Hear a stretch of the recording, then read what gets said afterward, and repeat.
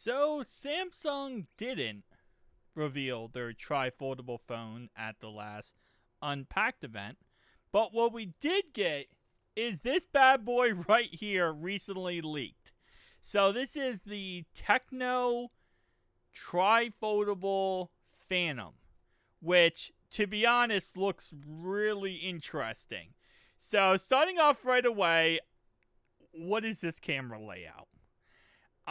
It looks like you just took a Z Fold series phone, or honestly, like any Samsung phone, and you just put the cameras, instead of them being vertical, they made them horizontal. And that's really all they did. Now, I will say that camera bump looks almost impossibly thin, which does interest me a tad bit. But outside of that, it's quite the interesting looker. So it's called the Phantom Ultimate 2 from Techno. And this, obviously, you probably have seen this image before. This is like their marketing stuff. But this is what the phone looks like. And yeah, it looks just as weird when it's sideways.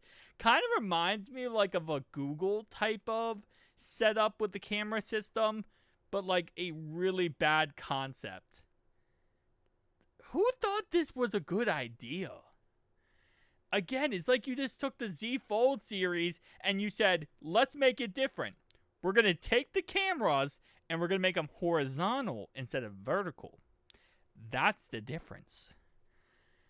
Yeah, that's an ugly looking concept. I don't quite understand it. Again, it's not like these not like these tri-foldable phones are very like cheap to make. These are $3,000 devices, so you mess one of these up. I know there's probably gonna be a limited run most likely of these, but still, you mess one of these up and you're talking about a huge hit to your company. So you kind of want to make sure that these phones, in every capacity possible, are almost spotless when it comes to how good they look. And that right there, I wouldn't put on the top of the list of good-looking things. And it's funny, too, because normally it's like, we complain about the camera bump.